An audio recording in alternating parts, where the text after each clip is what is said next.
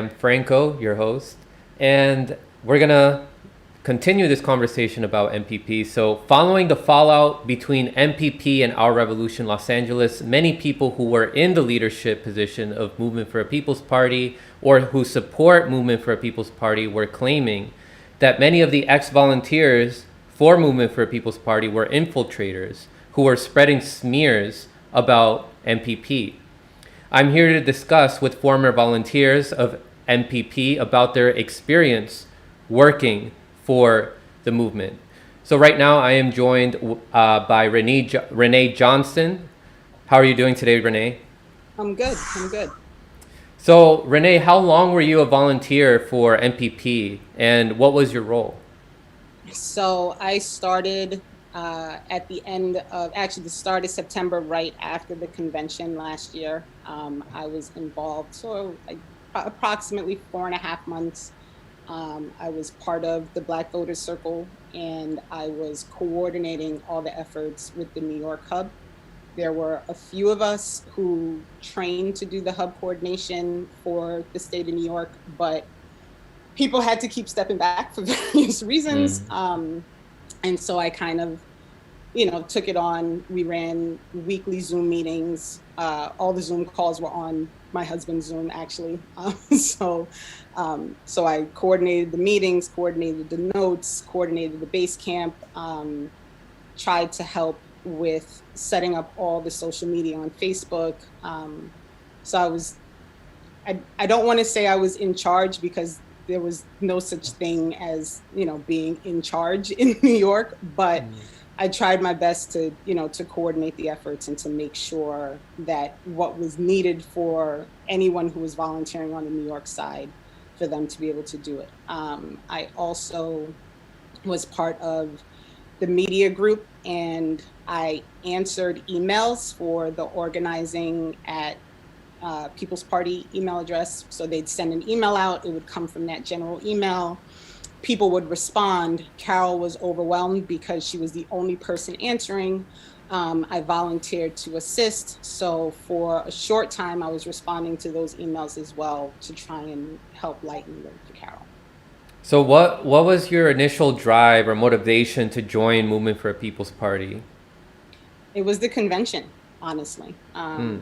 So Amaya Whitlock, who is Shangi, actually is the name that's listed on the advisory council. She and I volunteered together with another organization. She is fantastic. And so when she let me know that she was going to be speaking at that convention, I tuned in to listen, really liked what they had to say about, giving people an option that was really about people, working on breaking the duopoly by, with people power, really empowering people to, be a voice for themselves and to try and change things in their own communities. So I thought all of that really was something that I could be fully on board for. I'm technically a, registered Democrat, but I haven't voted for a Democratic president in, a long time because I can't. I keep So, forgetting to unregister as a Democrat, and yeah, yeah, we're talking about moving, so I figure I'll just yeah. wait until we move and I'll just register as an independent and not be bothered with any actual party affiliation. So that's the plan right now. It comes in handy if you can vote to get an incumbent out, but So when did you start noticing that things were disappointing you with their structure? so there was a lot of conversation with questions on the Slack space. Just people would say, well, what's happening with this? And they wouldn't really get an answer, which was a little disconcerting. As one of the people who participated in the Black Voters Circle, we were really gung ho about looking at the platform and trying to figure out, how we were going to make sure that our voice was going to be one that was heard and was involved in making sure that the end line platform was going to be something that included things that were important to Black people. And we got we got notified that there was a request for the person who was coordinating our circle meetings to try and schedule a meeting with Puff Daddy because of his platform that he was putting out there. And the request was odd because it was essentially, can you schedule this meeting? And then when you're having the meeting, Nick and Tiffany will sit in on that meeting. And we were kind of like, well, why would the white person and the looks like a white person sit in on the meeting between the Black Voters Circle and an organization that's really fighting for the rights of Black people? And we thought that was strange. And so there was a little pushback. There was conversation about, yes, we're an outreach circle, but, you have actual Black as to what's important to Black people. So I would think you would want to listen to that. That was not well received initially. They did in the end, because it was one of the things that we listed in the petition, was to ensure that these voices of people who were representing various demographics, that they weren't just people who were going to reach out to other groups and bring other members in, that they were going to be people who were going to be able to bring voice and give input. And they did eventually say that they would allow us space to participate in those conversations, but that was murky at best. And then with New York, what really essentially became the problem was there was no plan. So, you watch Nick Branagh on whatever show he's on, and he's talking about, getting ballot access, and, we're going to get ballot access in all the states, and, it's going to happen. We're going to do it. But there are 11 states across the country for which you cannot just complete a sheet of paper and start collecting signatures for ballot access. It's legally, you cannot do it. New York happens to be one of those 11 states. In New York, you have to run someone for governor. In 2022, that person has to get 2% or 130,000 votes during the race in 2022 in order for your group to be acknowledged in order to get state ballot access in 2024, period. There's no working around that. And part of the fight that occurred after the 2020 election was that was a change. It used to be that you just needed 50,000 votes, which is way easier to get, obviously, than 130,000. And so when that law changed, which is because Cuomo's awful, but let me not digress on that part. It created a real issue if you're trying to get ballot access. And because of that, I know all the people who were doing the New York meetings know that this means MPP has to run someone for governor in order to get ballot access in New York. You have to, period. You have to run someone for governor. So when I ask in November, what's the plan for New York, and have you all started thinking about who's going to run? And the answer is, we should know in about 6 months in New York to run against Cuomo, who, for all his wrongs and madness, is relatively popular if you don't live in New York and know that he sucks. But that's not an easy race to jump into in the middle of 2021. You have to have a plan, and they still don't have a plan, just so you know, because I have people who are still attending those meetings, and I think it was Tiffany, because I wasn't on the meeting, was basically like, oh, we probably should have did some more research to be better prepared for your ballot access process. So a lot of these dissatisfaction that people had with MPP started coming to light following the fallout that they had with Our Revolution in Los Angeles. So I just want to let people know out there that Renee has absolutely no affiliation with Our Revolution in Los Angeles, correct? I live in Brooklyn, New York. I have nothing to do with ORLA. And my issues started long before the petition. The reason that I found out about the petition was because I was vocal about my issues before the petition was even written. So, yeah, no, nothing to do with ORLA. So how many other volunteers would you say share the same dissatisfaction with the structure of MPP? Yeah, like so how many other people share the same concerns that you shared?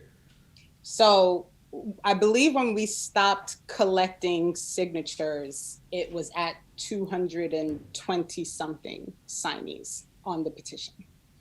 That does not include the amount of people who just walked away, right? So over the course of running an organization of that size, people are just leaving as they realize that things are not getting done and that things are not prepared and that they're not ready for the amount of volunteers that they have on tap.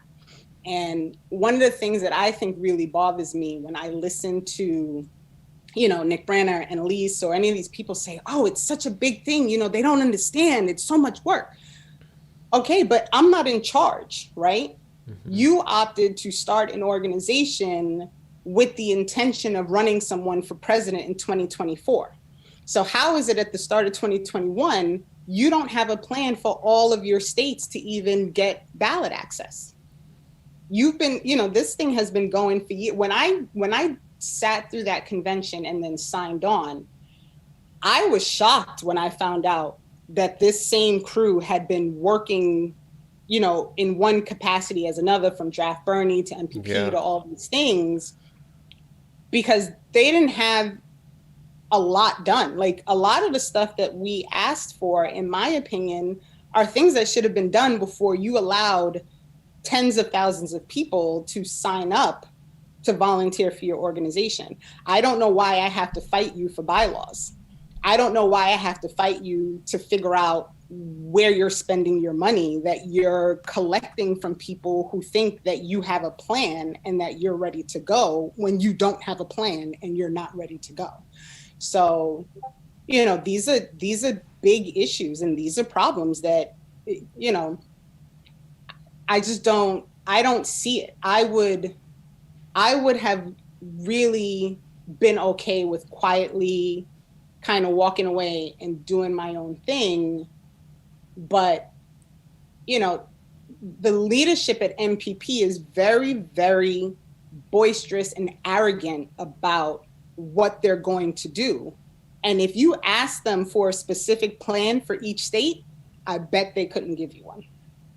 Yeah, they've been around for longer than people think. Like people think that MPP just started like last year in 2020, but they started as Draft Bernie back in 2016. Right. So yeah, right. I agree with you that they should have had a lot prepared before they had the number of volunteers that they do now, especially following the convention. They should have been expecting that, right. Especially considering the amount of outreach that people like Jimmy Dore and Graham Elwood, like everybody who was at that convention, were able to spread and garner up for MPP. So when did you decide to leave, and did others leave around the same time as you?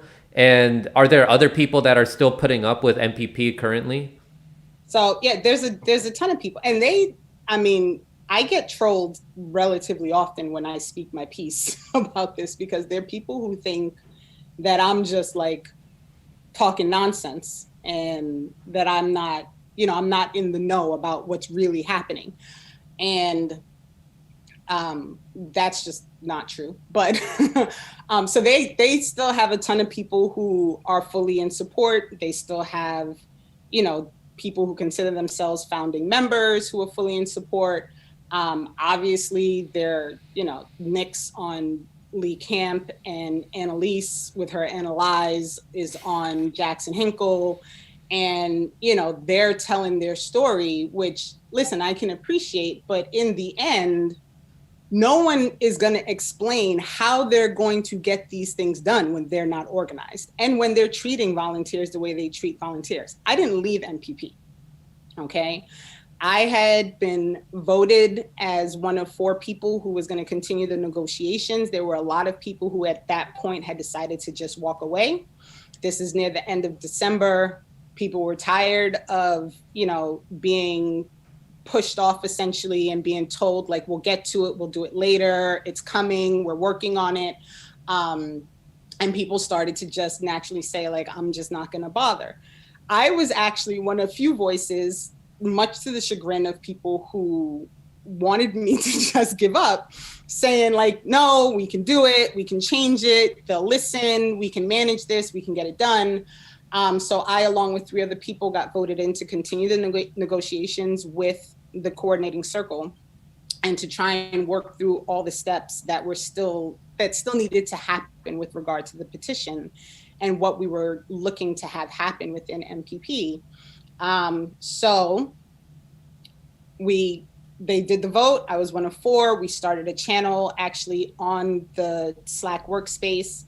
It was the 4 of us, the 2 ladies who were part of the regenerative culture circle, who were running that circle, and every member of the coordinating circle. We were all on the same Slack channel. I sent out an introduction.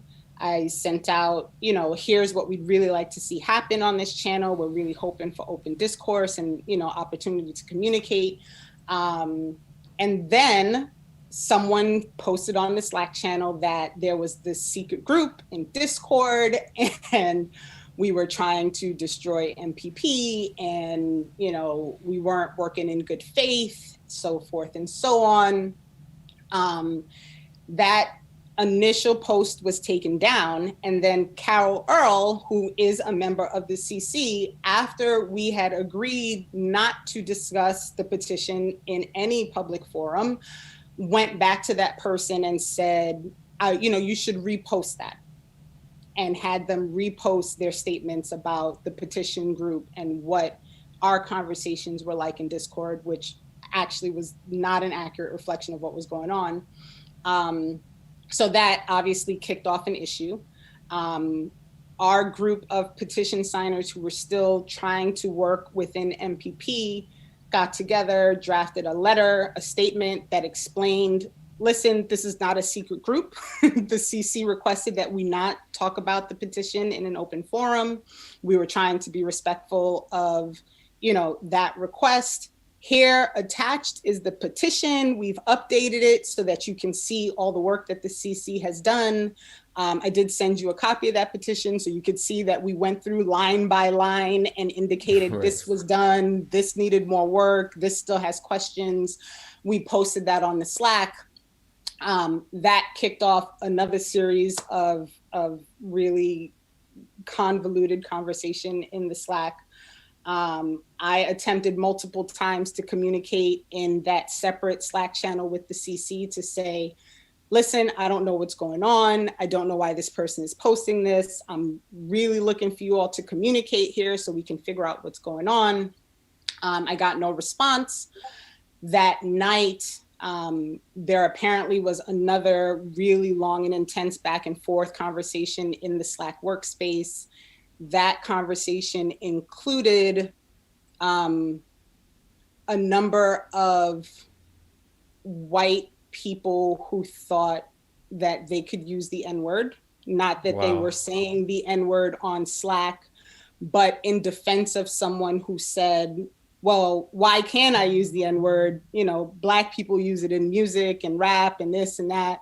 Someone thought there was an N-word pass. I was not party to this conversation. So, but I do know that one of the people who was involved is someone who I had spoken to multiple times to express, listen, you cannot, being a white person who enjoys the privilege of being a white person, tell Black people how they can communicate. Mm-hmm. You just can't, because you don't understand what that path is like. You're speaking from a place of privilege. You don't know what it's like to be a Black person. So you can't tell Black people how to interact with each other. And you need to really just take a step back. So that conversation apparently was, my understanding was over 500 posts on the Slack thread. That conversation was included in it. The next morning, I wake up and everyone's on Discord saying I don't have access to anything. And I tried to go into Slack. I had no access to Slack. I had no access to Basecamp. I had no access to the state information. I had been booted out of everything. And I was really, I think out of everything, I think I was more shocked that given all the effort that I was making to be a person who communicated, that they chose to just boot me out of everything without saying something, without asking a question. And they kept saying, oh, it's out of an abundance of caution that we had to remove people. And, you know, there was a vote, and, you know, the vote was hacked, and we thought people were accessing the data. And there was this long conversation in Slack. And I have asked, no lie, at least 24 times. I've asked multiple people, show me what proof you had that me, Renee Johnston, who was running your New York weekly meetings on her own personal Zoom, had anything to do with any of that stuff. I wasn't on that Slack conversation overnight. I barely accessed the Action Network because it was such a mess, and we didn't have a New York at People's Party email address, which we'd been asking for at least a month so that we could communicate with people who were trying to volunteer. So I wasn't in Action Network. And I didn't even vote for the thing that they claimed was hacked. So I didn't have anything to do with that. And I've asked multiple times, show me proof. Give me something that proves that I should have been thrown out. And they don't have anything. They did it out of their abundance of caution, which was nonsense. And, you know, they regretted it and they tried to backstep. And I had multiple meetings. I met with Phil and Todd. I met with the regen person. And I don't want to say their names because I don't know, you know, I haven't talked to them at all to have permission to say that. I met with Nick. I talked to Nick. I met again with Nick and Phil. I mean, all these conversations. And in the end, they all had to admit that it was a mistake to throw me out. But at that point, you've already proven that you're not about anything real, because you don't do that to people. You don't throw hardworking people out who are extending themselves. I mean, I'm on weekly Zoom calls making dinner while I'm on Zoom. This was like the weekly joke, was that I was cooking family dinner while I was running the New York Zoom call. You know, I'm doing all this work, giving this time, giving this energy, giving all this effort. And you all sat on a call at 3:00 in the morning and decided that I wasn't even worth the 30 seconds it would have taken to send me a text message to say, hey, this problem happened. Don't panic. I'm going to reach out to you in the morning. Yeah. Yeah, they could have reached out to you and discussed you. Okay, what's your side of the story before they? 100%. And they all had my number, Franco. Yeah. Nick had my number. Phil had my number. Regina had my number. Carol had my number. They all had, because I've talked to all these people multiple times. They knew how to reach me. That's so impulsive. Very. Yeah. And it was all out of paranoia. You know, they panicked. Oh my goodness, what's going on? It's an infiltration, you know, and it was what evidence do they have that you or other people are infiltrators? Because they keep saying that. They keep saying it. I'd love to see it, because all they've got is that one screenshot. Screenshot of Joe Sheree. The one. But let's be clear. All of this happened on January 12th. That screenshot is from February 6th. So we're talking weeks after you booted everybody out, and people are pissed and people are angry that they were treated this way. And they want to say, like, do you know that this is what's happening with the volunteers of this organization that you've put your name next to? And you know what? If I was Cornel West, Susan Sarandon, any of these, I would want to know. Yeah. And then I can continue to support them, because I feel like, you know, maybe I feel like their overall goal or mission or whatever is more important than what's happening on the ground. And that's for them to decide. It's fair for them to make those own decisions. They're adults. Everybody's got to do what makes them comfortable, but they should know. Nobody should be giving time, giving money, giving effort, giving anything to an organization when they are unclear about what is happening behind the curtain. And that was my point in all of this, was I don't owe MPP anything. I don't owe Nick Branna. I don't owe Phil Ateto. I don't owe Carol Earl. I don't, Tiffany Anning, none of them. I owe them nothing that would require me to lie to someone else about what's happening within their organization. That's their problem, not mine. And I told Nick, The last conversation I had with Nick, I said to him, listen, you are spending way too much time and energy worrying about infiltration and the DNC and who's leaving your organization. And if volunteers are starting other things, like, these are people. You don't own your volunteers. They're adults. If they want to go do something else, they're free to go do that. And it's not my job to tell you this group of volunteers left and they're going to go start another organization, because they're adults. They're okay to do that. What you need to worry about is fixing the problems within MPP so that your volunteers don't leave. That needs to be what your focus is. And clearly that's still not his focus, because he's still telling people that we're infiltrators. Like, it's based off of that one screenshot, which with the one screenshot that's out of context, and 3 weeks after you booted a bunch of people out of your organization on false pretenses. And Joe was here earlier, and she explained what her actual intentions were. Right. Like, she wants Cornel West and Susan Sarandon to know the way that MPP is treating its volunteers. And in a way, you guys are also looking out for Cornel West and Susan Sarandon, because what if things get out of hand and then they look bad because they're representing a party that's mistreating the volunteers? Right. And I've reached out to a lot of people. I have no shame. I am speaking nothing but my own truth. I have my receipts. I have my conversations from Slack. I have people attacking me on Slack because they don't like, Tom, and I think it's Royko is how you pronounce his the IT name. Guy? Yeah, that's the IT guy. Yeah. On Slack one day decided that he was going to just call out a young Black woman. She had nothing to do with the conversation. She was not being mentioned. Somebody said something and they were joking, and he was like, oh, be careful that so-and-so doesn't come get you, or whatever it was that he said. And I was like, what is going on? You are in leadership. You are a white man, and you just named a young Black woman in a Slack post to make fun of her and belittle her when she had nothing to do with this conversation. This is utterly inappropriate. And I called it out. And a white woman jumps on to tell me that the Black girl who he called out is actually the problem, because all she does is like cause havoc. So I had to write back to her and say, I didn't invite you into this post. I didn't ask you any questions. You're not part of CC. I have no idea why you're even entertaining a conversation with me right now, because what Thomas did was inappropriate. You do not do that. And white people too often think that behavior is okay. They think it's okay to make fun of Black people. They think it's okay to call Black women angry because we're outspoken. They think it's okay to belittle people because they think they're better than them. Thomas isn't better than me. And he wasn't better than the young lady that he called out. And he needed to get straightened out. And he ended up apologizing because he got straightened out.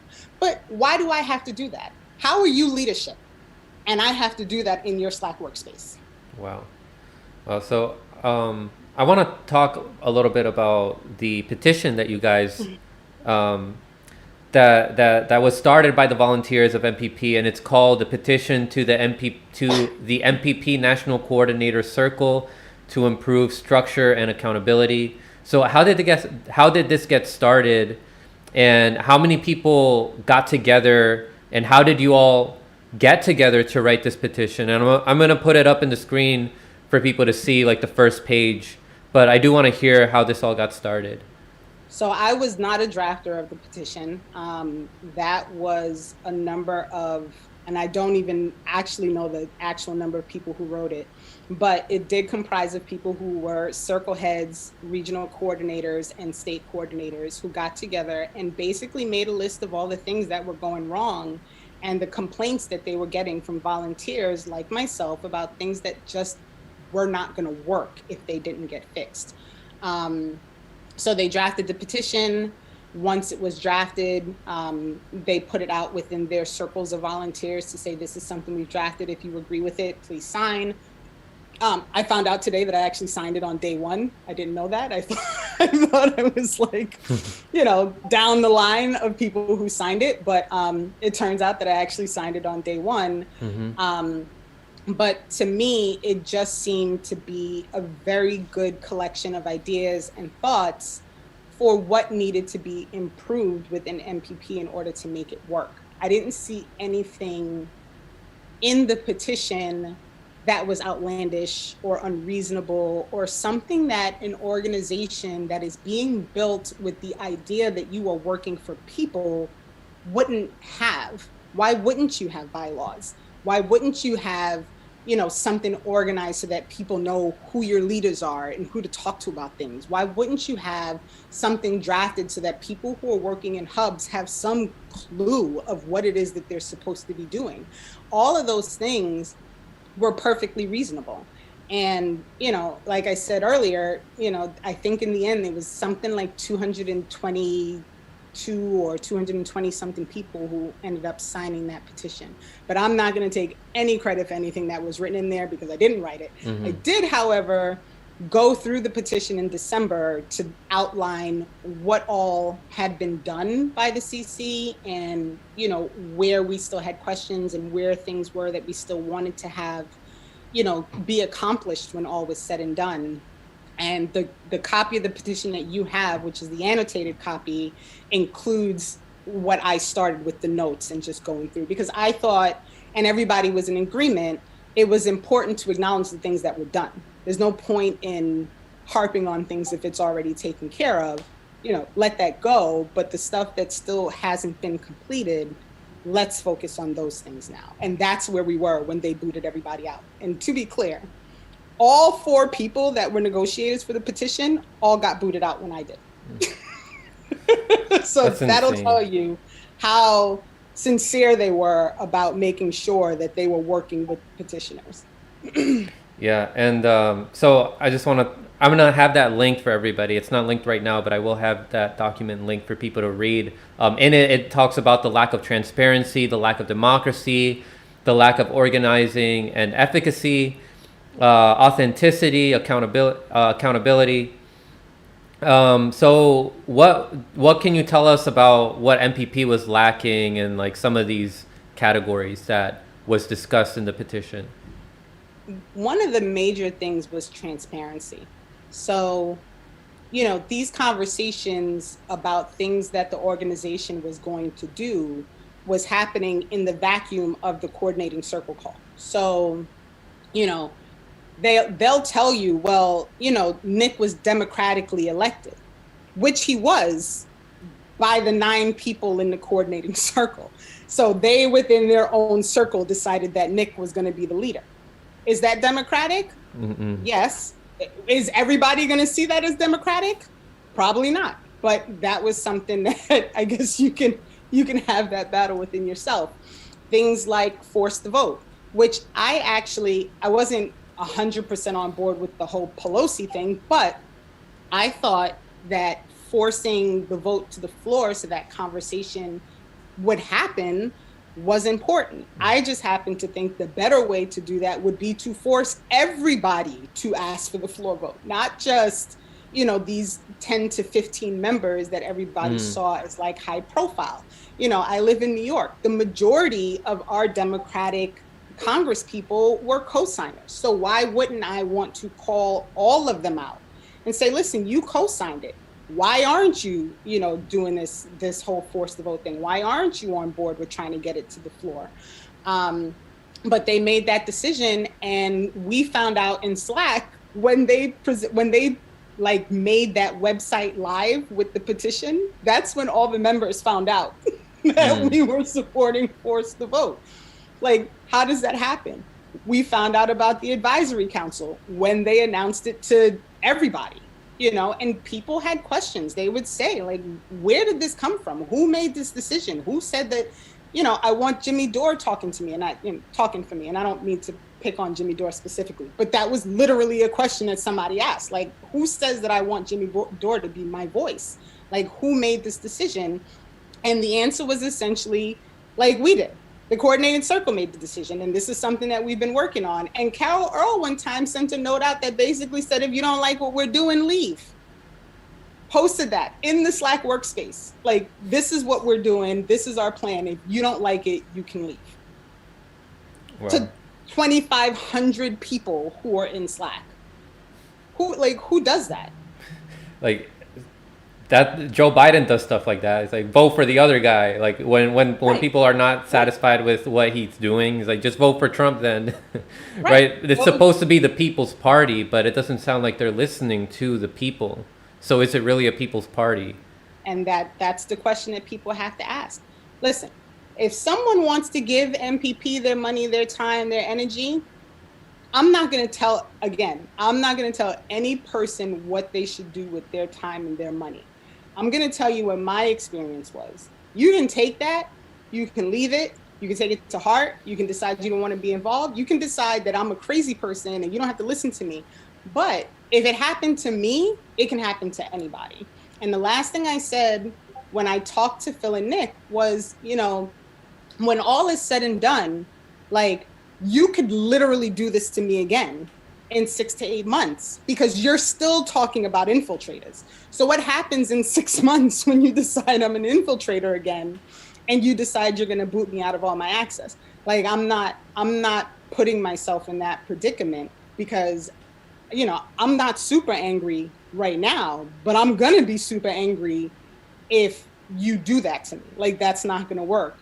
And the best of all of this, Franco, and I don't even know if you realize this, is after all of these conversations happened, after I got booted out, after all the meetings, after I tell them I'm not coming back, I send emails, I'm not coming back, I have no interest in doing this with MPP again, they sent me another email kicking me out of the organization that I was not participating in and told me that I was breaking the community agreements. When I wasn't participating in anything. And I'm still waiting for somebody to explain the second kick out to me because I never went back. I didn't go back. I got invited to Slack, didn't open the links because I didn't want any part of it. And it turned out that I made the right call because they clearly would have just been waiting for an excuse to try and throw me out to say like they had something valid this time. But nothing. They've got nothing, which is why they're so quiet. No one's answered me. Nick blocked me. I'm shocked that the People's Party hasn't blocked me yet. They probably will now. Now that I'm doing this, I'm saying they haven't blocked me yet. But It's like, oh shit, I forgot. Yeah, let's go do that right now. Right. And Elise blocked me.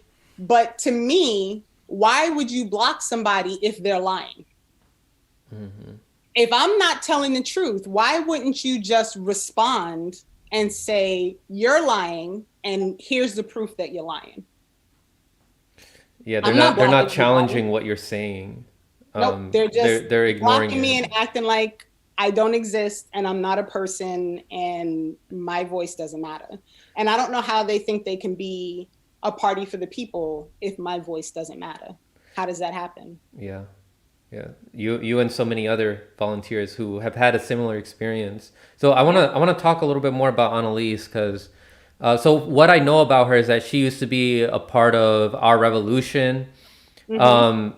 Why did she choose to side with MPP over Our Revolution Los Angeles, and what position does she have right now with MPP? So she's on their advisory council, and it's something that I don't have any proof, but it is something that I question. You're on the advisory council now. You weren't on the advisory council initially, to my knowledge. Is this part of, what happened that you decided that you would, side with MPP and be on their advisory council so you could have that clout, I guess, or she's got like a fledgling podcast that's got like 300 followers or something. And, she's trying to boost her numbers, I guess, which, listen, more power to you, but she'd probably get further if she just told the truth. Like, you can be on the advisory council and tell the truth about what happened and have a voice and be honest. But a lot of the stuff she said in that interview was just not true. And I've blasted her. I'll be honest. Yeah, you broke it down on Twitter. I did. I blasted her on Twitter, and I have really, I lay things out in thread. Like, this is what she said. This is what her letter said. But here's the evidence that she's not telling the truth. She blocked me. She blocked me instead of coming back and saying, you're not telling the truth. She blocked me. Yeah. So I do want to discuss some of the stuff that you said on Twitter that was breaking down some of the things that you claimed were lies that she said. I do want to give a shout out to a contributor to the show, Skeptical Mantis. He broke down some of your tweets in paragraph form, so I'm going to pull that up for people to read and follow along, and then I'll ask you about it if you want to elaborate on some of these things that were said. So it says here, this is Skeptical Mantis. I understand it so far. Please let me know if I'm getting anything wrong or if you understand it differently. It was confusing to sort through. Here goes. He said, lie number 1. So we'll discuss that one first. Annalise claimed in a screenshot that the petitioners had not made national leadership aware of the purpose of the meeting beforehand. The implication is that the petitioners wanted to catch the leadership off guard. The implication is that the petitioners never really wanted their demands heard in the first place. They just wanted an excuse to split with the leadership. A video with one of the national leaders, Thomas Royko, confirms that the leadership did get a copy of the petition beforehand and discussed it for several hours the day before. When Royko admits this, he gets really nervous and embarrassed as he realizes that the petitioners aren't supposed to know that they already discussed it in depth. The leadership had been playing dumb until then. So is that correct? Like, is there anything else that you want to elaborate on that? So when I was not the person who coordinated that call. Mm-hmm. My understanding is, no, they did not say specifically, there's a petition, we're going to review the petition. It was brought that there was some questions and there was some real structural stuff that needed to be discussed, and they wanted to have a conversation. When the call started, there were a lot of us on the call. I don't remember the total number. I do believe it was probably between 50 or 60 people who were on the call. But we read through the entire petition. So we didn't get on a call and say, you're not doing all these things right, and this is what you need to do. We actually read the petition through line by all those paragraphs, every detail of what we were seeking to do was read through in front of the CC. What I had a problem with, and I actually posted my response when I spoke on that call, was they sat through all of that when they had already read the petition. They already knew that the petition existed. As Thomas said, they met for 2-3 hours because, they wanted to come into this call knowing how to handle, what to say. So obviously they weren't that shocked.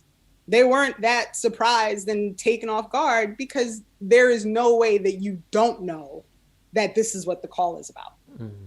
There's no way you have that petition in hand and the person who gave it to you didn't say, hey, guess what? This is what the call is about tomorrow. Because why give it to them the night before the call? Why not give it to them a week before? Right. So that honestly was just bull. They knew what the meeting was going to be about.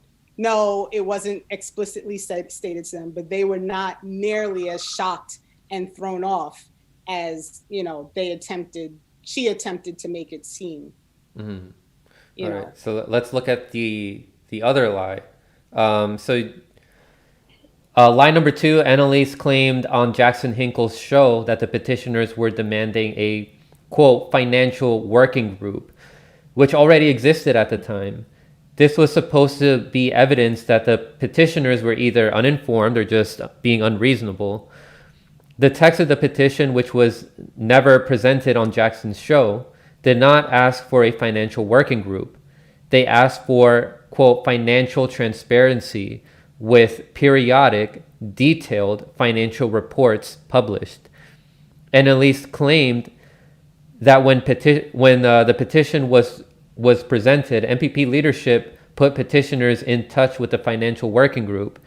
Renee claims that the existence of the group wasn't known at the time anyway, but it didn't actually address their demand because that's not what they were asking for.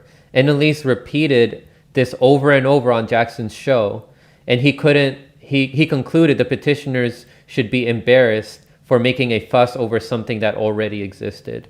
So is that correct, or is there anything else you want to add on to that? No, that's pretty much it. And I think they were so like incensed, right? If you watch that interview, like Jackson Hinkle's like, oh, well, they should have been embarrassed for asking this thing when it already existed.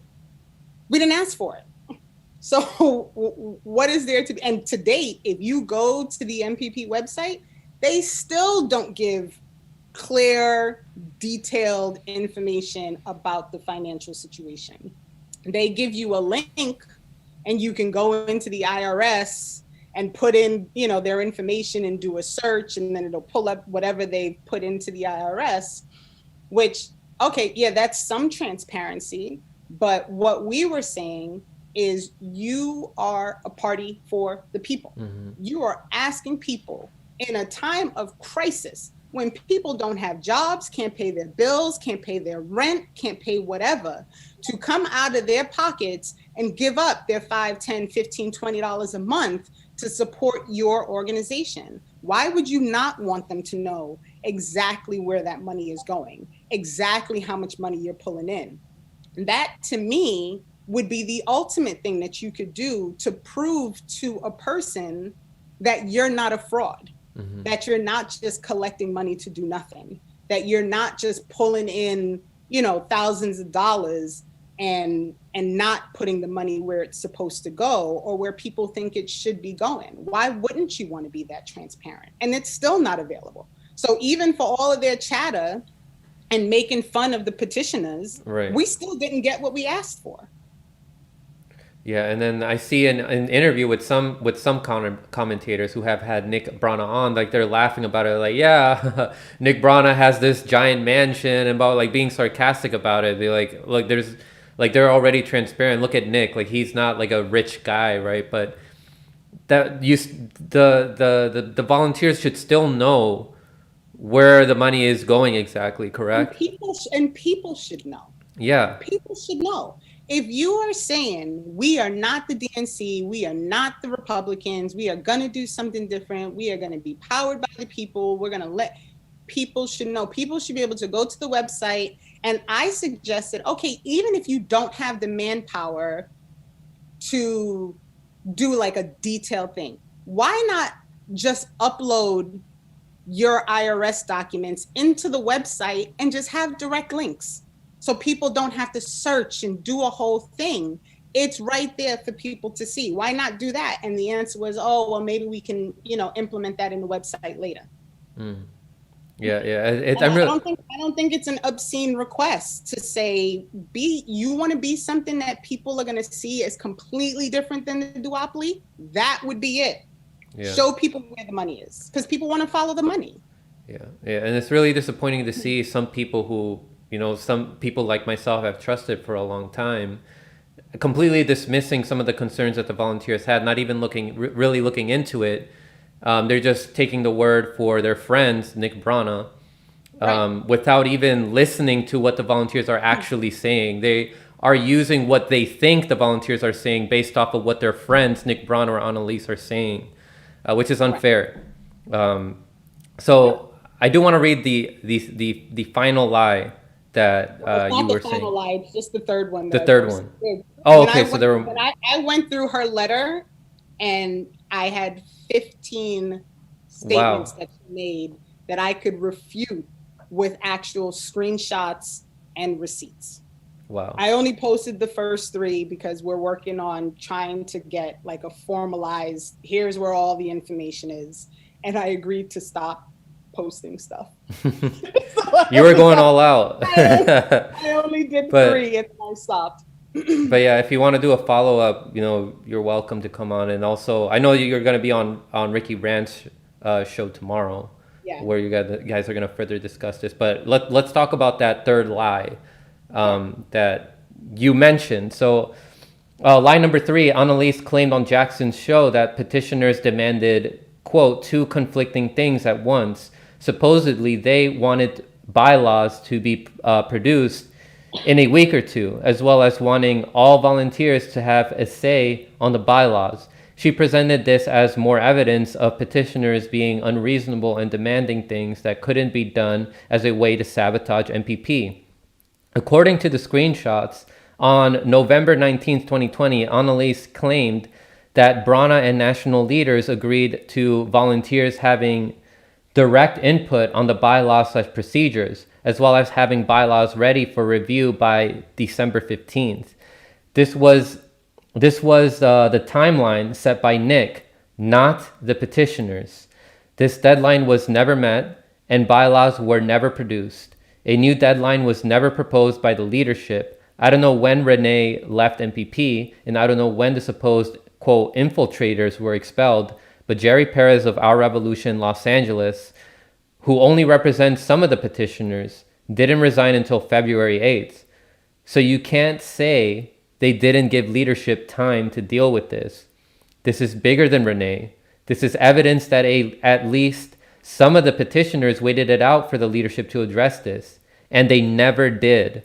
Furthermore, two former MPP members, so that's Skeptical Mantis, who's also based in New York, he knows two former members of MPP that left weeks ago, although they didn't fully detail why to him. But at least one, if not both of them, have been part of the petition group. So you have anything else to say to that?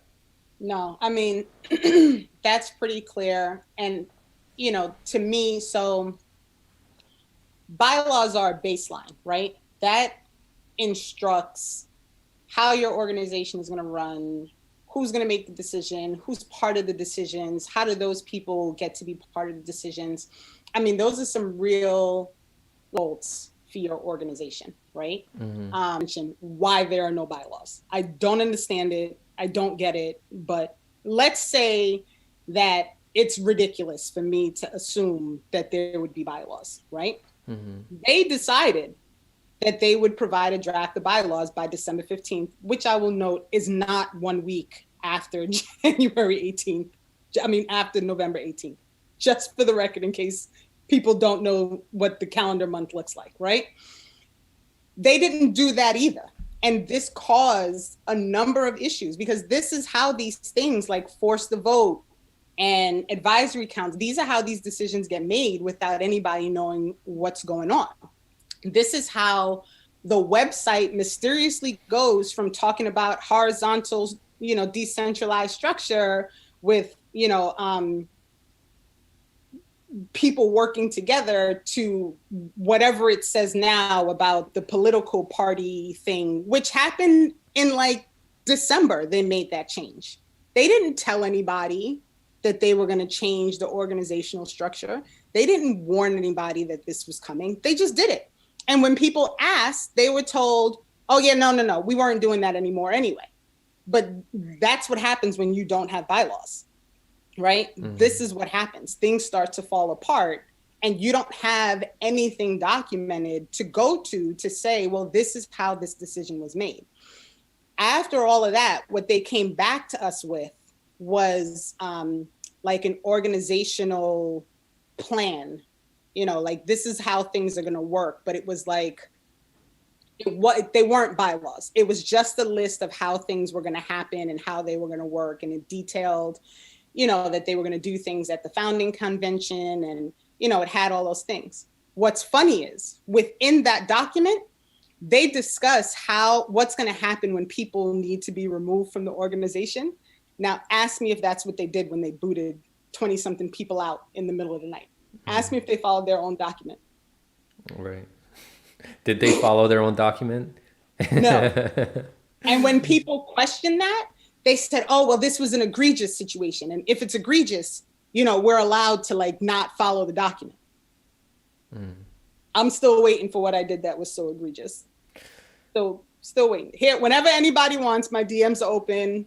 R. Johnston 815, I think, right? Send me a screenshot of something that I did that was egregious. Because when Nick told me, well, sometimes, what'd he call it? He said I was hostile sometimes on Slack. What does he mean by that? Why? How are you being hostile? I asked him, I said, how is it hostile? Was it hostile because I had to check your CC member for calling out young Black women on Slack? Was it hostile because somebody decided that they could use the N-word and I responded to that? Was it hostile because the organization decided to remove horizontal structure from their website and I questioned it? Like, what's hostile about because I'm an adult. I'm 44 years old. I'm a high school guidance counselor. I've been working in schools for over 2 decades, right? I've been remote all year. I've been remote almost for a full school year. I work with my husband's company. I run my own company. I know how to slay somebody in writing without being rude, without cursing, so I don't do that because it's not even my personality to do that, you know? So I said to Nick, people think in my responses because they do something inappropriate as hostile is not my problem. That's their problem. So you can't put that on me. And he had no response. So the person who said the N-word, are they still a part of MPP? No. So the person who it was something that happened outside of Slack that came into Slack and the conversation continued. The issue was he was defending his ability to use the N-word. And multiple white people jumped in to co-sign on his defense of his using the N-word. And the 4 Black women who were involved in this discourse all got booted out. And he, the one person of all the white people who thought you could defend that behavior, he was removed, yes, but it was just him. All the Black women got kicked out for saying you can't say that. I don't think that any of them should have gotten kicked out unless there's more to it. Like, did they say anything that was outlandish? I mean, there was not that I know of. In fact, one of the 4 was tagged in the conversation and never participated. Like, decided not, I'm not even going to get involved in this conversation, and they got booted. Another young Black lady got kicked out because her question sounded too much like an infiltrator. She didn't sign the petition. No evidence at all. She had nothing to do with anything, but her questions were a little too murky for them. So she got the boot as well. This sounds so tyrannical, and it reminds me of the way that YouTube treats its content creators. Like, it removes people just for having a video, like even if they don't endorse anything that's being done, like for example the Capitol, they're just filming what happens, but they're not endorsing at all what's going on, and then those people that are filming what's happening get their video removed or they get demonetized. Right. There's so many cases like that, so it's really sad to see. They use status coups. Yeah. They used the link that got removed from YouTube. I know of other content creators who don't even do politics. They get their videos removed or get demonetized for talking about things like white supremacy, even though they're not endorsing it. And then YouTube goes after them, and they don't even like look at the context of it. And I'm seeing that happening with MPP here. They're so impulsive with their decisions on who they remove. And they're not even considering the amount of work that these people put in to growing their movement, their party. It's truly disappointing to see. It was awful. And they, the thing that galled me after I got removed was there was this continual conversation that people were removed because they were rude on Slack. They were removed because they weren't really doing the work. They were removed because they were infiltrators. None of that was me. None of that was a number of people who were removed, but that was the conversation that was happening within Slack amongst the CC on Twitter. Like all these conversations, putting these characteristics on people that were not applicable, were not fair, and were simply not true. So part of the reason that I became so adamant about speaking on it was because they were lying. And it's one thing if you want to tell people, we kick people out because we were afraid, whatever reason.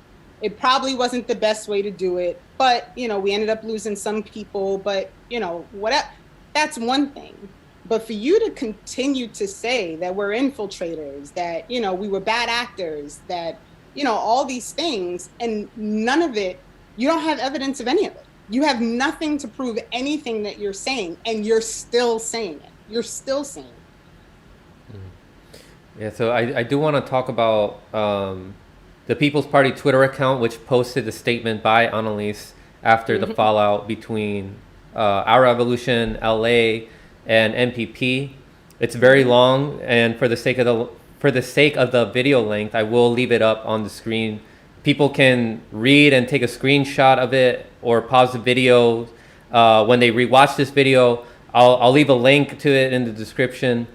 But you were critical about this statement and said a lot of it was not true. So what was it about Annalise's statement that wasn't true, that the People's Party used? So her overall like stance is that, you know, she thought it was written, you know, with good intentions, but then the group got taken over by people who were bad actors, and then it just turned into, you know, this thing of people trying to trash MPP. The reality is that people who wrote that, we said it so many, I can't even tell you, we have hours and hours and hours recorded of Zoom calls that we had between meeting with the CC, meeting with each other, debriefing after these meetings, like hours and hours of how are we going to work with these people to make this thing work. Okay. It was only after they proved to be disingenuous that people started to think like, why are we doing all this work to try and work with an organization that's clearly not interested in working with us? They scheduled a meeting. Everybody was in agreement. The Zoom was scheduled. Everything was done. 10 minutes before the Zoom call, Nick sends a text message that says, okay, we're going to change to this Zoom link instead. We want you to come on this Zoom link. Well, why? Why would we? There are 50 people waiting on a Zoom call. Why would we need to switch to a different Zoom? But the reason is because they didn't want to be recorded. That is the only meeting that everyone doesn't have access to, is the one that the CC recorded, because they kept it and they didn't share it. And this is just part of the problem. So when you leave 50 people waiting for 2 hours after you send somebody in to tell us that we're rude and to snap at people on Zoom, people start to lose faith. So at that point, were people like, you know, I don't think I want to do this anymore? Sure, they were. But again, they're adults. I'm an adult. So if, you know, so-and-so says, I don't want to deal with these people anymore, I'm not going to participate in MPP, what does that have to do with me? I'm an adult. I make my own decisions. If I decide that I am still going to participate in the process of trying to work with MPP, then I'm allowed to do that. And that's okay. So it was not this like, you know, wholesale people just completely wigging out and this whole thing with the death threats. I don't even know what she's talking about. Not to mention, she wasn't even part of the continuous conversation because she left.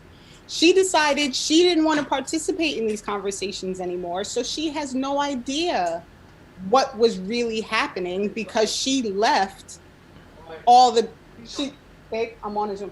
She left all, you know, she left all those means to communicate with people. So, you know, this continuous like, oh, they're bad actors, you know, they didn't really want to work with MPP. They weren't really trying to do what they said they were trying to do. She's saying all of that, and she doesn't have evidence of it because she can't have evidence of it because it's not true.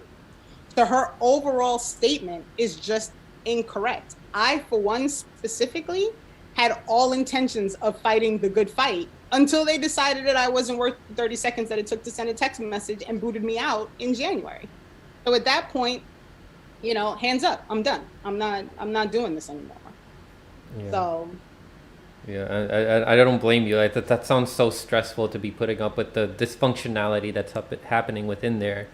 And I'm really glad that you're speaking out about your experience, as well as Joe Sheree also speaking out about her experience. There's also Ed Lee from the channel DJ Alf7 who's speaking out about his experience. And then there's people like Steve Poikinen of Slow News Day. I'm not sure if you heard of him, but he has a great show. He's been talking about he's been sounding the alarm about Nick Brana for a long time, like long before the convention. I think like a year before the convention, because he knows people that have known Nick Brana for years, and it sounds like he's not a trustworthy person based off of what those people say. Those are just claims that other people have made, but that's something that people need to consider. And it's not fair at all when I see people only getting the point of view of people that are in leadership in MPP. So I do want to ask you this final question. Do you think that the People's Party can be salvaged, or do you think that people should abandon it? Like, is it at all possible, do you think, that it can be improved? And what is the alternative? So, I couldn't say 100% one way or another about that question, honestly. It cannot survive with the leadership that is in place right now because they are not willing to step back and to fix the things that need to be fixed. So it's not going to survive with, the characters that are currently, in charge. So if it remains as it is, then no, I don't think it has a chance. I do think, maybe if people start to realize that it can't be run this way, organizing for political parties, trying to do the top-down method for that, it doesn't work because Nick in Virginia can't tell people in New York how to work with people in New York because he's in Virginia. Right. So it's a whole other ball game, right? Right. It has to be a ground effort. You have to have people on the ground doing the work. And then once you have people on the ground doing the work, then you bring your like minds together and you combine forces to make things happen. So this idea that Nick and the CC are going to, predetermine which places they're going to run congressional candidates and they're going to limit it to the blue states that, went for Bernie. Their plan is not a good plan because it doesn't include the groundwork. It doesn't include the people who really know what's happening within an area, within a state, within a district that's going to make a difference. So I just don't see how it's a feasible plan.